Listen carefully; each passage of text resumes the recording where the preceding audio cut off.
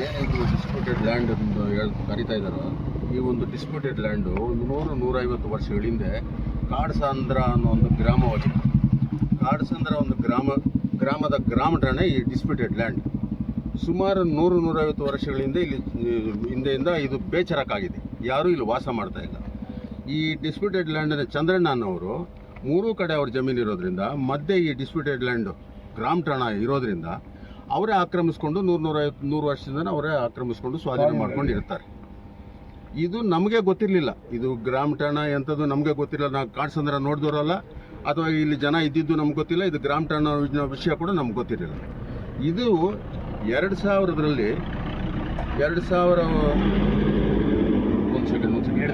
ನಾವು ಇವತ್ತು ಮಾಧ್ಯಮದವರಲ್ಲಿ ಕರೆಸಿರೋ ವಿಚಾರ ಏನಂದರೆ, ನಮ್ಮ ಜನಪ್ರಿಯ ಶಾಸಕರಾದ ರೂಪಕಲಾ ಶಶಿಧರ್ ಅವರ ಒಂದು ಘನತೆಗೆ ಧಕ್ಕೆ ಆಗುವಂಥ ಅವರ ಒಂದು ಹೇಳಿಕೆಗಳನ್ನು ನಮ್ಮ ಮಾಜಿ ಶಾಸಕರು ಸಂಪಂಗಣ್ಣವರು ಇಲ್ಲಸಲ್ಲದ ಆರೋಪಗಳನ್ನು ಸೃಷ್ಟಿ ಮಾಡಿ ಸುಳ್ಳು ಮಾತುಗಳನ್ನು ಹೇಳಿದ್ದಾರೆ.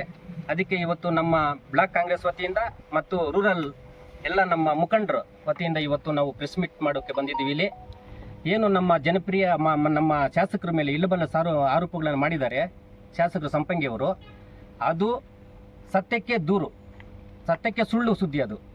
ಅದಕ್ಕೆ ನಮ್ಮ ಅದೇ ಗ್ರಾಮದ ಚಲಪತಣ್ಣವರು ಮತ್ತು ಅದೇ ಅಪ್ಪಾಜಿಗೌಡರು ಮತ್ತು ಅದೇ ಈ ಜಾಗದ ಏನು ಗ್ರಾಮ ಠಾಣ ಅಂತ ಏನು ಹೇಳ್ತಾ ಇದ್ದಾರೆ, ಅದೇ ಜಾಗ ಅವರಮ್ಮ ಸಂಪಂಗಿಯವರಮ್ಮ MLA ಮತ್ತು ಅವ್ರ ಜೊತೆಯಲ್ಲಿದ್ರಲ್ಲ ಅವರೇ ಅಧ್ಯಕ್ಷರು, ಗ್ರಾಮ ಪಂಚಾಯತ್ ಅಧ್ಯಕ್ಷರು. ಅವರ ಅವಧಿಯಲ್ಲಿ ರಿಜಿಸ್ಟ್ರೇಷನ್ ಆಗಿರೋದು. ಆ ಖಾತೆಗಳ ಮೇಲೆ ಅವರು ಪೊಸಿಷನ್ನಲ್ಲಿದ್ದಾರೆ. ಸುಮಾರು 50-60 ವರ್ಷಗಳಿಂದ 100 ವರ್ಷಗಳಿಂದ ಪೊಸಿಷನ್ಲಿದ್ದಾರೆ. ನೋಡ್ಬೋದು ನೀವು, ಇಲ್ಲಿ 50 ವರ್ಷಗಳಿಂದ ಮರಗಳು ಬೆಳೆದಿದ್ದಾವೆ, ಅದನ್ನು ಮಾವಿನಕಾಯಿ ಎಲ್ಲ ಬಿಟ್ಟಿದೆ. ಅಷ್ಟು ವರ್ಷಗಳಿಂದ ಇಲ್ದಿದ್ದು ಇವಾಗ ನಮ್ಮ ಶಾಸಕರ ಮೇಲೆ ಇಲ್ಬದ ಆರೋಪಗಳು ಯಾಕೆ ಮಾಡಬೇಕು ಇವರು? ಅದರಿಂದ ದಾಖಲೆಗಳ ಸಮೇತ ತಗೊಂಬಂದಿದ್ದಾರೆ ಊರವರು, ಅದೇ ಊರವರು. ಮತ್ತು ಈ ಜಾಗದಲ್ಲಿ ಪೊಸಿಷನ್ ಇದ್ದಾರಲ್ಲ ಅವರು ಇಲ್ಲೇ ಇದ್ದಾರೆ. ಅದನ್ನ ಮಾಹಿತಿ ನಮಗೆ ಹೆಚ್ಚಿಗೆ ಗೊತ್ತಿಲ್ಲ. ಅದನ್ನ ಮಾಹಿತಿಯನ್ನೆಲ್ಲ ಆ ಊರವರು ಇದ್ದಾರೆ, ಚಲಪತಣ್ಣವರು ಇದ್ದಾರೆ, ಮತ್ತು ಆ ಜಾಗದ ಮಾಲೀಕರಿದ್ದಾರೆ. ಅವರು ಆ ವಿಚಾರಗಳೆಲ್ಲ ತಿಳಿಸ್ತಾರೆ. ನಮ್ಮ ಅಪ್ಪಾಜಣ್ಣ ಅವರು ಮಾಜಿ ಅಧ್ಯಕ್ಷರವರು ಮತ್ತು ಬ್ಲಾಕ್ ಕಾಂಗ್ರೆಸ್ ಅಧ್ಯಕ್ಷರು ಆಗಿದ್ದರು. ಅವ್ರಿಗೆಲ್ಲ ಅನುಭವನೂ ಇದೆ ಈ ಜಾಗ ಬಗ್ಗೆ ಮತ್ತು ಈ ಊರ ಬಗ್ಗೆ ಎಲ್ಲ ಅನುಭವ ಇದೆ, ಏನೇನು ನಡ್ಕೊಂಡು ಬಂದಿದೆ ಅಂತ ಅದನ್ನು ವಿವರವಾಗಿ ತಿಳಿಸ್ತಾರೆ.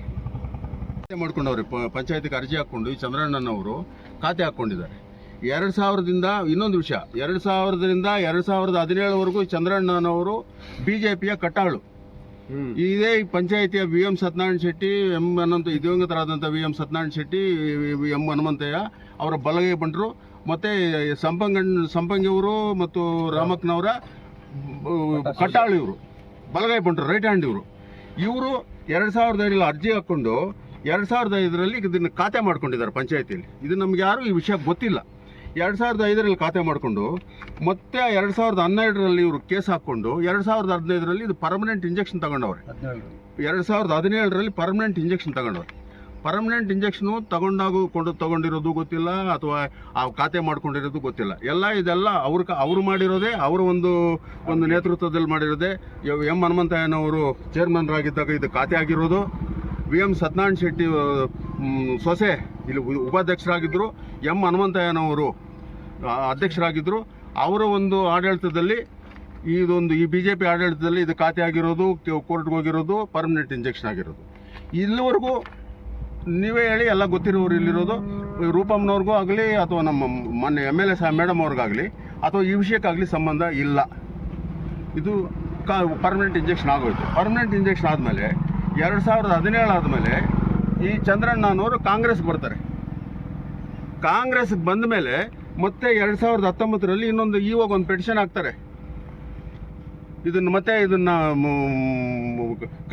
ಇಂಜೆಕ್ಷನ್ನ ಇದು ಮಾಡಬೇಕು, ಖಾತೆ ರದ್ದು ಮಾಡಬೇಕು, ಇಂಜೆಕ್ಷನ್ನ ವೆಕೇಟ್ ಮಾಡಬೇಕು ಅಂತೇಳಿ ಒಂದು ಅಪ್ಲಿಕೇಶನ್ ಹಾಕ್ಕೊತಾರೆ. ಅಪ್ಲಿಕೇಶನ್ ಹಾಕ್ಕೊಂಡು ಮತ್ತೆ ಅದು ಕೇಸ್ ಹೋಗ್ತದೆ.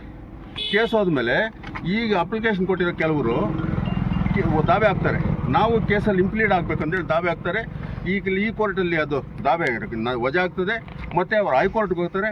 ಹೈಕೋರ್ಟ್ನಲ್ಲಿ ಆ ಕೇಸ್ ವಜಾ ಆಗಿ ಅವ್ರಿಗೆ ಕರೆಕ್ಟಾಗಿ ಒಂದು ಆರ್ಡರ್ ಕೊಟ್ಟವ್ರೆ.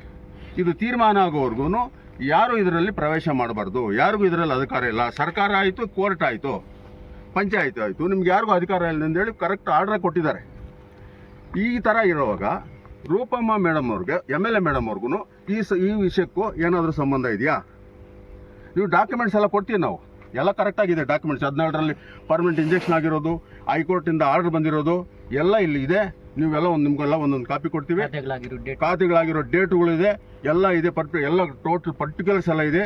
ಈ ವಿಚಾರದಲ್ಲಿ MLA ಮೇಡಮ್ ಅವ್ರಿಗೂ ಈ ವಿಷಯಕ್ಕೂ ಯಾವ ಸಂಬಂಧ ಇಲ್ಲ. ಸುಳ್ಳು ಸುದ್ದಿ. MLA ಮೇಡಮ್ ಅವರು ಏನಾದರೂ ಹೇಳಿದರೆ ಜಡ್ಜಿಗಳೇನಾದ್ರು ಕೇಳೋಂಗಿದ್ದಾರಾ? ಕೇಳ್ತಾರಾ? ಎಲ್ಲ ನೀವು ಗೊತ್ತಿರೋರೆಲ್ಲ ಯೋಚನೆ ಮಾಡಿ. ಇಲ್ಲಿ ಯಾರು ಇಂಟರ್ಫಿಯರ್ ಆಗೋಂಗಿಲ್ಲ. ಇಂಟರ್ಫಿಯರ್ ಆದರೆ ಇಟ್ ಬಿಕಮ್ಸ್ ಸಬ್ಸಿಡೈಸ್. ಯಾವುದು ಮಾತಾಡೋಕೆ ಬರೋದಿಲ್ಲ, ಅಪರಾಧ ಆಗ್ತದೆ. ಅದಕ್ಕೋಸ್ಕರ ಇದನ್ನು ಇಲ್ಲಿಸಲ್ಲದ MLA ಮೇಡಮ್ ಅವರ ಮೇಲೆ ಇಲ್ಲಿಸಲ್ಲದ ಆರೋಪ ಹೊರಿಸಿ ಇದನ್ನು ಬಡವ್ರಿಗೆ ಖಾತೆಗಳಾಗದಿರೋ ಕಿತ್ಕೊಳ್ತಾವ್ರೆ, ಬಡವ್ರ ನಿವೇಶನ ಆಗದಿರೋ ಕಿತ್ಕೊಳ್ತಾವ್ರೆ. ಇದೆಲ್ಲ ಸುದ್ದಿ ಸುಳ್ಳು. ಕೋರ್ಟಲ್ಲಿ ಮ್ಯಾಟ್ರ್ ಇದೆ. ಕೋರ್ಟಲ್ಲಿ ಯಾರಾದರೂ ಗೆಲ್ಲಿ, ಪಂಚಾಯಿತಿ ಕೋರ್ಟ್ ಚಂದ್ರಣ್ಣ ಇಬ್ಬರು ಕಿತ್ಲಾಡ್ತಾ ಇದ್ದಾರೆ. ಪಂಚಾಯತಿಗಾದರೆ ಪಂಚಾಯತಿ ತೀರ್ಮಾನ ಮಾಡ್ತದೆ, ಚಂದ್ರಣ್ಣಗಾದರೆ ಚಂದ್ರಣ್ಣ ಇರ್ತಾನೆ. ಇದರಲ್ಲಿ ಬೇರೆ ಯಾರ್ದು ಒಂದು ವ್ಯವಹಾರ ಇಲ್ಲ, ಇಂಟರ್ಫಿಯರೆನ್ಸ್ ಇಲ್ಲ. ಸುಮ್ಮನೆ ರೂಪಾ ಮೇಡಮ್ ಅವ್ರನ್ನ ಇದರಲ್ಲಿ ಇಂಟರ್ಫಿಯರೆನ್ಸ್ ಮಾಡೋದು ಬೇಡ, ದಯವಿಟ್ಟು ಅವ್ರನ್ನ ಎಳೆಯೋದು ಬೇಕಾಗಿಲ್ಲ. ಇಷ್ಟು ಮಾತ್ರ ಹೇಳಿ ನನ್ನ ಮಾತು ಮುಗಿಸಿ. 2008ರಿಂದ 2018ವರೆಗೂ ಅವರೇ ಇದ್ರಲ್ಲ, ಅವರಮ್ಮ ಆಬ್ಸೆಂಟ್ ಮಾಡಿಸಿದ್ದಾರೆ, PDO ಅವ್ರನ್ನ ಆಬ್ಸೆಂಟ್ ಮಾಡಿಸಿದ್ದಾರೆ ಅಂತ ಹೇಳ್ತಾರೆ. ಅವರೇ ಅವಧಿಯಲ್ಲ ಅವರೇ ಮಾಡಿಸಿದ್ದಾರೆ ಆಬ್ಸೆಂಟ್. ನಮ್ಗೇನು ನಮ್ಗೆ ಗೊತ್ತಿಲ್ವಲ್ಲ. ನಮ್ಮ ಶಾಸಕರಿಗೂ ಅದಕ್ಕೂ ಸಂಬಂಧನೂ ಇಲ್ಲ. ನಮ್ಮ ಶಾಸಕರಿಗೂ ಅದಕ್ಕೆ ಸಂಬಂಧ ಇಲ್ಲ. 2002ರಲ್ಲಿ ಅವ್ರ ಅಪ್ಲಿಕೇಶನ್ ಹಾಕ್ಕೊಳ್ಳೋದು, 2004ಅಲ್ಲಿ ಪಂಚಾಯತಿಗೆ ಅರ್ಜಿ ಕೊಡ್ತಾರೆ. ಹಿಂಗೆ ಸುಮಾರು ವರ್ಷಗಳಿಂದ ನಾವೇ ಅಲ್ಲಿ ಇದೀವಿ, ಅನುಭವದಲ್ಲಿ ಇದೀವಿ, ಜಮೀನು ಅನುಭವದಲ್ಲಿ ಇದೀವಿ ಅಂತೇಳಿ ಕೊಡ್ತಾರೆ. ಗ್ರಾಮ ಠಾಣ ಆಗಿರೋದ್ರಿಂದ ಇನ್ನೊಂದು 180 10 ಖಾತೆ ಅಂತಾರಲ್ವ, ಅದು 6 ಖಾತೆ ಆಗಿರೋದು. 4 ಖಾತೆ ಅವ್ರದ್ದೇ ಸರ್ವೆ ನಂಬರಲ್ಲಿ ಅವ್ರು ಮಾಡಿಸ್ಕೊಂಡು, ಅವ್ರ ಸ್ವಂತದ ಸರ್ವೆ ನಂಬರಲ್ಲಿ ಅವ್ರು ಮಾಡಿಸ್ಕೊಂಡಿರೋ ಅಂಥದ್ದು. ಇದರಲ್ಲಿ ಯಾವುದೇ ರೀತಿಯಾಗಿ ನಮ್ಮ ಶಾಸಕರದಾಗಲಿ, ನಮ್ಮ ಶಾಸಕರದ್ದು ಇನ್ನೊಬ್ರದ್ದಾಗಲಿ, ಯಾರದೇ ಆಗಲಿ ಇದರಲ್ಲಿ ಇಂಟರ್ಫಿಯರೆನ್ಸೇ ಇಲ್ಲ. ಇದಕ್ಕೂ ಶಾಸಕರಿಗೂ ಸಂಬಂಧನೇ ಇಲ್ಲ. ಶಾಸಕರ ಹೆಸರು ಹೇಳ್ಕೊಂಡು ಅವರ ಗೌರವಕ್ಕೆ ಧಕ್ಕೆ ತರೋ ಅಂಥ ಒಂದು ಕೆಲಸ ಮಾಡ್ತಾ ಇದ್ದಾರೆ. ಇವಾಗ ಕಂಪ್ಲೀಟ್ ಇದರಲ್ಲಿ ಇಲ್ಲಿ ಮಾಹಿತಿ ಕೊಡ್ತೀವಿ. ಇಲ್ಲಿ ಊರಿನವ್ರು ಇದ್ದಾರೆ, ಇಲ್ಲಿ ಯಾವಾಗ ಗ್ರ್ಯಾಂಟ್ ಆಗಿರೋ ಅಂಥದ್ದು ಪ್ರತಿಯೊಂದೂ ಇಲ್ಲಿ ಕಂಪ್ಲೀಟ್ ಡೀಟೇಲ್ಸ್ ಇದೆ. ಯಾವಾಗ ಖಾತೆ ಆಗಿರೋದು, ಇವಾಗ ಖಾತೆ ಆಗಿರೋದು 10 ವರ್ಷ ಹಿಂದೆ ಖಾತೆ ಆಗಿದೆ ಅಂತೇಳಿ ಇವಾಗ ನಾವು ಇದು ಮಾಡೋಕ್ಕಾಗೋದಿಲ್ವಲ್ಲ. ಆವಾಗ ಆಗಿದ್ರೇ ಅಲ್ವಾ, ಆವತ್ತಿನ ಡೇಟಲ್ಲಿ ರೆಸಲ್ಯೂಷನ್ ಆಗಿದೆ, ಆವತ್ತಿನ ಅಧ್ಯಕ್ಷರಾದಂಥವ್ರು ಸಹಿ ಮಾಡಿದ್ದಾರೆ. ಇವಾಗ ಇನ್ನೂ ಒಂದು ಯಾರ್ದಾದ್ರೂ ಅಬ್ಜೆಕ್ಷನ್ ಇದ್ದರೆ ಆವತ್ತೇ ಕೊಡ್ಬೋದಾಗಿತ್ತು, ಅಲ್ಲೇ ಪಂಚಾಯತಿಯಲ್ಲಿ ಕೊಟ್ಟಿದ್ದಿದ್ರೆ ಖಾತೆ ಆಗ್ತಾ ಇರಲಿಲ್ಲ. ಯಾರ್ದು ಅಬ್ಜೆಕ್ಷನ್ ಇಲ್ಲ, ಅವರೇ ವಾಸ ಇದ್ದಾರೆ, ಅದರಲ್ಲಿ ಅವರೇ ಇದ್ದಾರೆ, ಅವರೇ ಆ ಜಮೀನಲ್ಲಿ ಮಾವಿನ ಮರಗಳು ಇನ್ನೊಂದು ಸುಮಾರು 50-100 ವರ್ಷಗಳಿದೆ. ಅದ್ರ ಸುತ್ತಲೂ 3 ಕಡೆನೂ ಅವ್ರದೇ ಸ್ವಂತ ಸರ್ವೆ ನಂಬರ್ ಹಿಡುವಳಿ ಜಮೀನಿದೆ. ಅವ್ರಿಗೆ ಗೊತ್ತಿಲ್ಲ ಇದು ಗ್ರಾಮ ಠಾಣಾ ಜಾಗ ಅಂತ. ಈ ಥರ ಇದ್ದಾಗ ಅವರು 2002ರಲ್ಲಿ ಬಂಗಾರಪೇಟೆ ತಹಶೀಲ್ದಾರ್ಗೆ ಒಂದು ಅರ್ಜಿ ಕೊಡ್ತಾರೆ. ಈ ಥರ ನನ್ನ ಜಮೀನು ಮಧ್ಯದಲ್ಲಿ ಈ ಥರ ಗ್ರಾಮ ಠಾಣಾ ಜಾಗ ಇದೆ, ಇದನ್ನು ಸರ್ವೆ ಮಾಡಿ ಕೊಡಿ ಅಂತ. ಅವಾಗ ಸರ್ವೆ ಅಧಿಕಾರಿಗಳನ್ನ ಕಳಿಸಿ ಒಂದು ಸ್ಕೆಚ್ ಮಾಡಿಕೊಡ್ತಾರೆ. 1 ಎಕರೆ ಜಾಗ ಅಷ್ಟು ಇವರು ಸ್ವಾಧೀನದಲ್ಲಿದ್ದಾರೆ. ಸುಮಾರು 30 ವರ್ಷಗಳಿಂದ 2002ಕ್ಕೆ 30 ವರ್ಷಗಳಿಂದ ಇವರು ಸ್ವಾಧೀನದಲ್ಲಿದ್ದಾರೆ ಅಂತ ಒಂದು ಸ್ಕೆಚ್, ರೆವಿನ್ಯೂ ಸ್ಕೆಚ್ ಕೊಡ್ತಾರೆ ಇವ್ರಿಗೆ. ಅದರ ಆಧಾರದ ಮೇಲೆ ಇವರು ಪಂಚಾಯತಿಗೆ 2004ರಲ್ಲಿ ಒಂದು ಅರ್ಜಿ ಕೊಡ್ತಾರೆ. ನಾನು ಇಷ್ಟು ಜಮೀನಲ್ಲಿ ನನ್ನ ಸ್ವಾಧೀನದಲ್ಲಿದ್ದೀನಿ, ತಹಸೀಲ್ದಾರ್ ಅವರು ನಕ್ಷೆ ಕೊಟ್ಟು ಪರಿಶಿಷ್ಟ ಜಾತಿ ಪರಿಶಿಷ್ಟ ಪಂಗದ ಮನೆಗಳಿದ್ದಾವೆ. 2 ಬೋವಿ ಮನೆ ಇದೆ, ಮುನ್ನತ್ನಪ್ಪ ಅಂತ ಒಂದು, ನಾರಾಯಣಪ್ಪ ಅಂತ ಒಂದು. ಅವ್ರ ಮನೆ ಮುಂದ್ಗಡೆನೆ CC ರಸ್ತೆನ ಹಾಕಿರೋದು. ನಮ್ಮ ಸಂಪಂಗಿಯವರು ಮನಸ್ಸಲ್ಲಿ ಪಾಪ ಬೋವಿ ಅವರು ಪರಿಶಿಷ್ಟ ಜಾತಿ ಸೇರಿಲ್ಲ ಅಂತ ಏನಾದರೂ ಇದೆಯೋ ಗೊತ್ತಿಲ್ಲ ನಮಗೆ. ಅವರು ಬೋವಿ ಜನಾಂಗ ಪರಿಶಿಷ್ಟ ಜಾತಿ, ಅವ್ರ ಸರ್ಟಿಫಿಕೇಟ್ ಇದೆ. ಅವ್ರ ಮನೆ ಮುಂದ್ಗಡೆನೆ ನಾವು CC ರಸ್ತೆ ಹಾಕಿರೋದು. ರಸ್ತೆ ಭಾಳ ಅವಶ್ಯಕತೆ ಇತ್ತು. ಮತ್ತು ಎಲ್ಲ ಪರಿಶಿಷ್ಟ ಜನಾಂಗದವರು ಆ ರಸ್ತೆ ಮುಖಾಂತರನೇ ಕಾಲೋನಿಗೆ ಹೋಗ್ತಾರೆ. ಎಲ್ಲರೂ ಅಲ್ಲಿ ಓಡಾಡ್ತಾರೆ. ಅಲ್ಲಿ ಮನೆಗಳಿದ್ದಾವೆ, ಆ ರಸ್ತೆ ಪಕ್ಕದಲ್ಲೇ ಮನೆಗಳಿದ್ದಾವೆ. ಅಂತೆ ಕಡೆ ನಾವು ಹಾಕ್ಸಿರೋದು. ಅವ್ರಿಗೆ ಪಾಪ ಶಾಸಕರಿಗೆ, ಮಾಜಿ ಶಾಸಕರಿಗೆ ಈ ಗ್ರಾಮಸ್ಥರು ತಿಳುವಳಿಕೆ ಸರಿಯಾಗಿ ಕೊಟ್ಟಿರಲ್ಲ. ನಮ್ಮ ಶಾಸಕರ ಮೇಲೆ ಅವರು ಅಭಿವೃದ್ಧಿ ಅಧಿಕಾರರು, ನಮ್ಮ ಶಾಸಕರು ಇಂಥ ಕಷ್ಟದ ಪರಿಸ್ಥಿತಿನಲ್ಲಿ ಸರ್ಕಾರದಿಂದ 1000 ಕೋಟಿ 100 ಕೋಟಿ ಹಣ ತಂದು ಈ ಕ್ಷೇತ್ರಕ್ಕೆ ಹಾಕ್ತಾಯಿದ್ದಾರೆ ಅಭಿವೃದ್ಧಿಗೆ.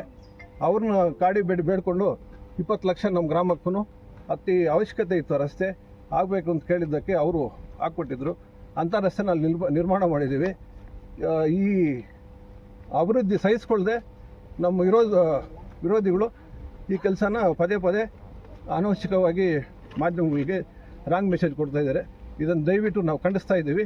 ಈ ಕೆಲಸಗಳನ್ನ ಅಭಿವೃದ್ಧಿಗೆ ಯಾರೂ ಅಡ್ಡಿಪಡಿಸಬಾರ್ದು. ಅಲ್ಲಿ SC ಮನೆಗಳಿದ್ದಾವೆ, ಅದಕ್ಕೆ ನಾವು ಅಲ್ಲಿ ಹಾಕಿದ್ದೀವಿ. ಆದರೆ ಯಾವುದೇ ಹೆಚ್ಚು ಕಮ್ಮಿ ಆಗಿಲ್ಲ. ಸುಮ್ಮನೆ ಅವ್ರ ತಿಳುವಳಿಕೆ ಇಲ್ದಿರ ಮಾತಾಡಿದ್ದಾರೆ ಅಷ್ಟೇ. ಅವರು ಇಂಜಿನಿಯರ್ ಇದ್ದಾಗ ಭ್ರಷ್ಟಾಚಾರ ಮಾಡಿ ರಸ್ತೆಗಳನ್ನೇ ನಿರ್ಮಾಣ ಮಾಡಿದಿರೋ ಬಿಲ್ಗಳು ಮಾಡಿಕೊಂಡು ಬ್ಲ್ಯಾಕ್ ಲಿಸ್ಟಲ್ಲಿ ಹಾಕಿ ಅವನ್ನ ಅಲ್ಲಿಂದ ಓಡಿಸಿರೋದು. ಅವ್ರೀಗ ಬೇರೆಯವ್ರಿಗೆ ಕೆಲಸ ಮಾಡ್ತಾ ಇದ್ದಾರೆ ಅಂತ ಹೊಟ್ಟೆ ಕಿಚ್ಚಗೋಸ್ಕರ ಈ ಕೆಲಸ ಪದೇ ಪದೇ ಮಾಡ್ತಾ ಇದ್ದಾರೆ ಅಷ್ಟೇ. ಅವ್ರ ಅಪ್ಪನೇ ಈ ಖಾತೆಗಳನ್ನ ಮಾಡಿರೋದು, ರೈಲ್ವೆ ಸ್ಟೇಷನ್ ಮಾಡಿರೋದು, ಈ ಸರ್ವೆ ಸ್ಕೆಚ್ಗೂ ಅವನ ಸೈನ್ ಇದೆ. ಬೇರೆ ಇಂಥ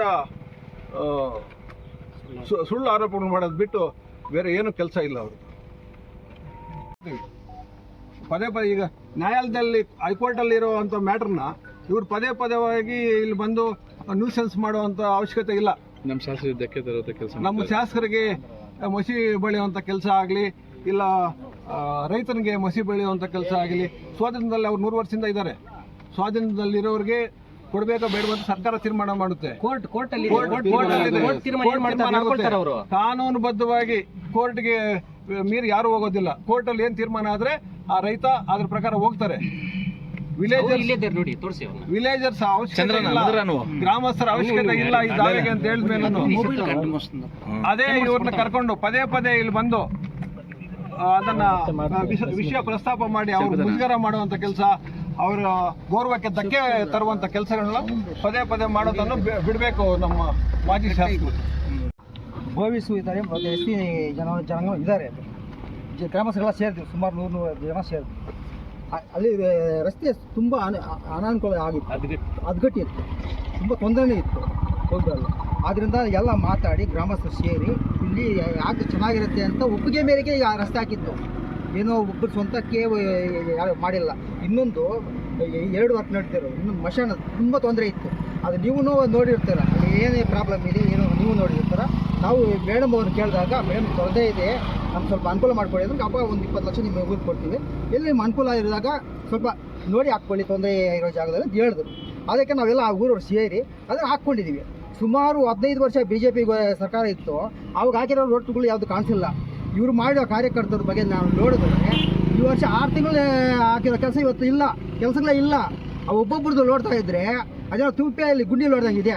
ಅದೆಲ್ಲ ಬಿಟ್ಟು ಒಬ್ಬ ಶಾಸ್ತ್ರವಾಗಿ ಬಾಯಿ ಶಾಸ್ತ್ರವಾಗಿ 10 ಲಕ್ಷ ವರ್ಕಿಗೆ ಬಂದು ಯಾರೋ ಒಬ್ಬ ತಳ್ಳಿಯ ಮಗ ಹೇಳ್ದಂಗೆ ಬಂದು ನೋಡಿದ್ರೆ ತೂಕ ಇರುತ್ತೆ, ಅದು ತೂಕ ಇರಲ್ಲ.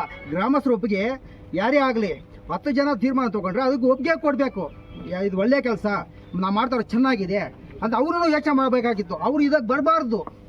ಅವರು ಮಾಜಿ ಶಾಸಕರು 10 ವರ್ಷ ಅವರು ತಾಯಿ ಅಧಿಕಾರದಲ್ಲಿದ್ದಾಗ ಇಂಥ ಈ ಕೆಲಸಕ್ಕೆ ಬರಬಾರ್ದು. ಇಲ್ಲ ಕರೆಸಿ ಏನು ಪ್ರಾಬ್ಲಮ್ ಇದೆ ಚೆನ್ನಾಗಿ ಮಾಡಿ ಅಂತ ಹೇಳಲಿ. ಇವಾಗ ವರ್ಕ್ ಕೂಡ ನೋಡೋಣ. 6 ಇಂಚು 8 ಇಂಚು ಇಂಜಿನಿಯರ್ ಇರ್ತಾನೆ, ಅವು ಏನು ಮೆಜರ್ಮೆಂಟ್ ಮಾಡ್ತಾನೋ ಆ ಮೆಜರ್ಮೆಂಟ್ ಇಂಜಿನಿಯರ್ ಮಾಡ್ತಾನೆ. ಅದನ್ನ ನಾವು ಮಾಡಿದ ಕಾರ್ಯಕರ್ತರು ಮಾಡೋ ಕೆಲಸ ಅಲ್ಲ, ಶಾಸ್ತ್ರ ಮಾಡೋ ಕೆಲಸ ಅಲ್ಲ, ಅದು ಇಂಜಿನಿಯರ್ ಮಾಡೋ ಕೆಲಸ. ಏನು ಮಾಡಿದ್ರು ಅಂತ ತಿಳಿ ಮಾಡ್ತಾನೆ. ಅದೇನೋ ಕಾರ್ಯಕರ್ತರನ್ನು ತೊಗೊಳಕ್ಕಾಗತ್ತಾ? ಇದೆಲ್ಲ ಸುಳ್ಳು ಮಾತ್ರ ಹೇಳ್ಬಾರ್ದು. ಇಂಥ ಕೆಲಸಕ್ಕೆ ಅವ್ರ ಅವಧಿನಲ್ಲಿ ಮಾಡಿಸಿದ್ದಾರೆ. ಮಶಾಣಗಳಿಗೆ ಎಲ್ಲೋ ಕಾಲುವೆನಲ್ಲಿ ಪಾಲಾರ್ ನದಿನಲ್ಲಿ ತಗೊಂಡೋಗಿ ದೇವಸ್ಥಾನ ಲೂಟಿ ಮಾಡ್ಬಿಟ್ರಲ್ಲ, ಪಾಲಾರ್ ನದಿನಲ್ಲಿ ತಗೊಂಡೋಗಿ ಮಶಾಣ ನಿರ್ಮಾಣ ಮಾಡಿ ಬಿಲ್ಗಳು ಮಾಡ್ಕೊಂಡಿದ್ದಾರೆ. 25 ಲಕ್ಷ 30 ಲಕ್ಷ ಜನರಲ್ ಮಶಾಣಗಳಲ್ಲಿ ತಗೊಂಡೋಗಿ ಇವರು ಅವಧಿನಲ್ಲಿ ಮಶಾಣಗಳು ಮಾಡಿದ್ದಾರೆ. ಅದಕ್ಕೆ ಅವರಿಗೆ ಅದೇ ಮೈಂಡ್ ಇರುತ್ತೆ, ಆ ಥರ ಮಾತಾಡ್ತಾ ಇದ್ದಾರೆ. ಇವ್ರ ಅವಧಿನಲ್ಲಿ ಪ್ರತಿ ಒಂದು ಬೋರ್ವೆಲ್ಗೂ 30,000 40,000 ತಗೊಂಡು ಪ್ರತಿ ಫಲಾನುಭವಿಗೂ ಬೋರ್ವೆಲ್ ಕೊಟ್ಟಿರೋದು. ನಮ್ಮ ಶಾಸಕರು ಯಾವುದೇ 1 ರೂಪಾಯಿ ತಗೊಳ್ದಿರ ಅವ್ರ ಫಲಾನುಭವಿಗಳು ಆಯ್ಕೆ ಮಾಡೋದು. ಅದಕ್ಕೆ ಅವ್ರಿಗೆ ಆ ಥರ ಮೈಂಡ್ ಸೆಟ್ ಇರುತ್ತೆ ಹೊರತು ಯಾವ್ದಿರಲ್ಲ. ತೋಟ ಇನಾಂತಿ ಅಂತ ಹೇಳ್ಬಿಟ್ಟು 1 ಎಕರೆ 25 ಗುಂಟೆ ಬರ್ತೈತೆ, ಅದಕ್ಕೆಲ್ಲ ಕಾಂಪೌಂಡ್ ಹಾಕೊಂಡಿದ್ದಾರೆ.